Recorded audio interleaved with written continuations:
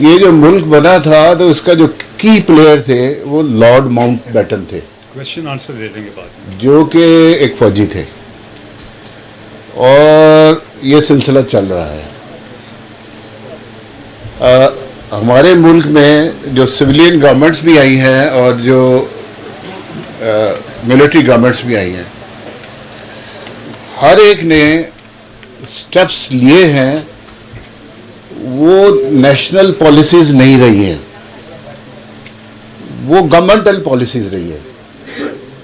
अब देखिए, जो अयूब खान साहब आए थे उन्होंने इंडस्ट्रियलाइजेशन की थी और बीडीएस सिस्टम चलाया था और 1 यूनिट बनाया था।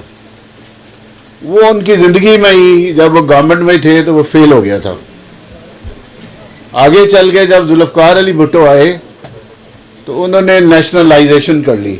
जो भी पॉलिसीज़ हुकूमत वक्त ने बनाई थी वो हुकूमत ख़त्म होने के बाद ही ख़त्म हो गई थी। जैसे ये मैं आपको बता रहा था, इंडस्ट्रियलाइजेशन अयूब साहब की और फिर नेशनलाइजेशन भुट्टो साहब की, और ये जब चले गए तो ये पॉलिसी ख़त्म हो गई थी।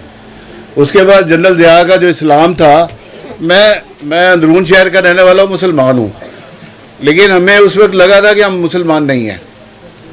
जो उस वक्त बातें बताई गई थी, जो उस वक्त इंट्रोड्यूस करवाया गया था, जो लॉज इंट्रोड्यूस करवाए गए थे, उसको जो बंदा कहता था कि इसमें यार ये जो आपने हदूद ऑर्डिनेंस दिया है उसमें एक रेप की विक्टिम अगर ये साबित ना कर सके कि वो उसको रेप हुआ है तो आप उसे एडल्ट्री में पकड़ लेते हैं, कौन सा इंसाफ है। तो हम वक्त मैंने आपको बताया है कि मैं अंदरून शहर का रहने वाला हूँ। बसंत पे एक बहुत अच्छी तफरी होती थी, उस वक्त वहाँ पे बो काटा की बजाय गोलियाँ चलनी शुरू हो गई और इन्होंने कहा कि शराब बैन की। भुट्टो साहब ने वहाँ पे हेरोइन बिकनी शुरू हो गई और कत्ल व गारत शुरू हो गई। जब हम इसको कहते थे तो हमें ये कहते थे गद्दार है। ये ज़कात का सिस्टम दिया है, ये क्यों बनाया आपने, और उससे सेक्रेटेरियनिज्म पैदा हुई। आपको याद होगा, जो मेरी एज के है या कुछ सीनियर है, कि एक 50 रुपए का एक हमें स्टाम्प पेपर देना पड़ता था कि मैं शिया हूँ। 80% 90% सुन्नियों ने दिया, वहाँ पे लिखे कि मैं शिया हूँ, मेरी ज़कात ना काटी जाए।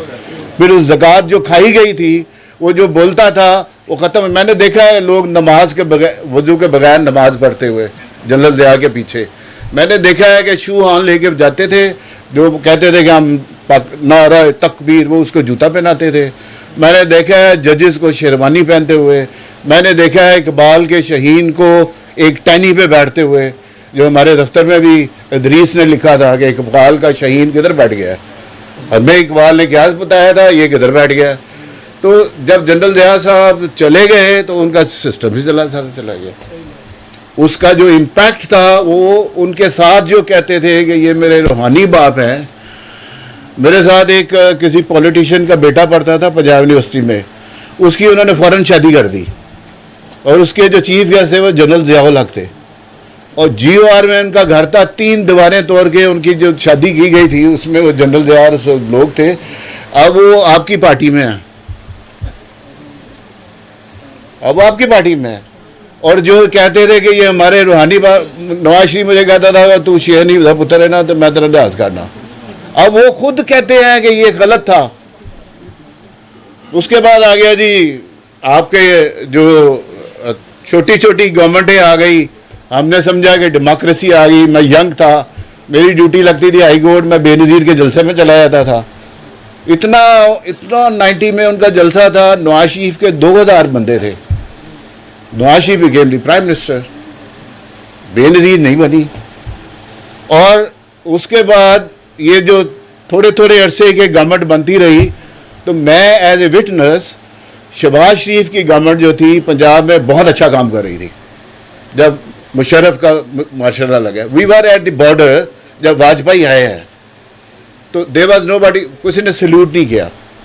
मैं इनको बता रहा था अभी इम्तियाज़ आलम साहब के कमरे में कि कम्युनिकेशन एक इतनी जालिम चीज़ है कि अगर आप लोगों के मुंह बंद कर दें तो ज़्यादा कम्युनिकेशन होती है और ज़्यादा ख़तरनाक होती है, क्योंकि आप लफ्ज़ बोल के उसको डायरेक्शन देते हैं। जब आप मुंह बंद कर देते हैं तो लोग खुद ही डायरेक्शन ले लेते हैं उसकी। तो सल्यूट नहीं हुआ, वी फेल्ट इट। और शाम को नारा तकबीर अल्लाह अकबर वाले किले के आगे जुलूस निकाल रहे थे। और आपको अंदाज़ा नहीं है, मैं एज ए जर्नलिस्ट बस मैं एक नहत्ता आदमी हूँ, मैं किसी को फेस नहीं कर सकता हूँ।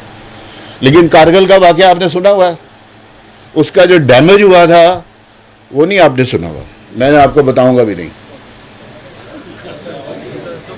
अच्छा, इसके बाद जो मुशर्रफ ने आके लोकल गवर्नमेंट सिस्टम बनाया था, वो जो तनवीर नकवी थे, मेरे सोर्सेज थे उसमें। एक दिन उन्होंने मुझे, जब ये डिप्टी कमिश्नर ख़त्म किए तो मैंने उस पर लिखा, मुझे पता चल गया, तो वो गवर्नर हाउस में मुझे उन्होंने बुला लिया। कहते हैं कि तुझे किसने बताया? मैंने कहा मैं तो ये नहीं बता सकता। उसने कहा क्यों नहीं बता सकते? मैंने कहा मैं नहीं बता सकता। अब मुझे किसी ने बताया हुआ था, उस वक्त सियाने लोग होते थे हमारे सीनियर, कि जर्नलिस्ट का काम फंसना नहीं है, निकलना है। मैंने कहा मैं वेटर था यहाँ पे, चाय बना रहा था, तो वो बार बार कहते थे कि उसको अरेस्ट कराओ, ये है। मुशर्रफ जो था वो लीनियंट था टुवर्ड्स मीडिया, तो उन्होंने जो सिस्टम दिया,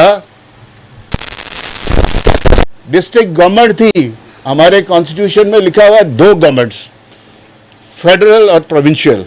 इन्होंने उसमें डाले नहीं कॉन्स्टिट्यूशन में कि डिस्ट्रिक्ट गवर्नमेंट भी है इसमें। और जो डीसीओ था उसको वो था चीफ सेक्रेटरी था, और नाज़म जो था वो चीफ मिनिस्टर था। अब जो प्रोविंशियल गवर्नमेंट्स रह गई थी वो सिर्फ लेजिस्लेशन के लिए रह गई थी, लेकिन इन्होंने उसको चलने नहीं दिया। और जब मुशर्रफ साहब गए तो वो रिवर्स हो गया सारा। उसमें एसेट्स चेंज हुए थे, उसमें रिसोर्स भर्ती हुआ था। इन्होंने हमें कहा था कि लोकल ऑडिट कराएंगे। लोकल ऑडिट वाला एक बंदा मेरी सोर्स था, वो कहता था मेरे हाथ शल हो जाते थे साइन कर करके, और हर साइन पे पैसा होता था। ये कहते हैं कि ये वो जी हमारी बड़ी ऑनेस्टी थी, और लोकल ऑडिट था, और ये था वो था। अब फिर ये जो इलेक्शन हुए हैं वो किसी की मर्जी के नहीं हुए। आपको मेरी बात पसंद लगे या बुरी लगे, मैं इंडिपेंडेंट ऑब्जर्वर हूँ, मैं किसी पॉलिटिकल पार्टी का वर्कर नहीं हूँ।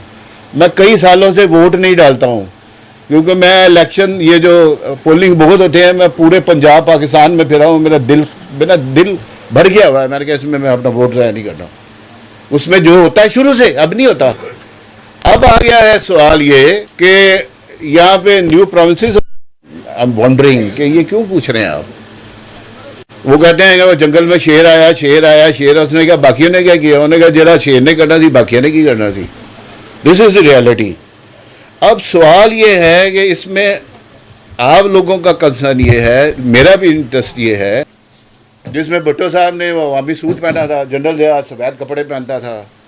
बेनज़ीर को मैंने नहीं कभी देखा कि महंगे कपड़े पहनते हुए। मैं कई दफ़ा उनके पास, जब उनका 88 में ट्रक था, मैं उसमें ट्रक में जुम रशीद के साथ खड़ा हुआ था वहाँ पे। अब जो कपड़े पहने जाते हैं, कैन वी अफोर्ड दैट? जो कपड़ों का डिज़ाइन है, जो उसके महंगे हैं, can we afford that? Aesthetically नहीं।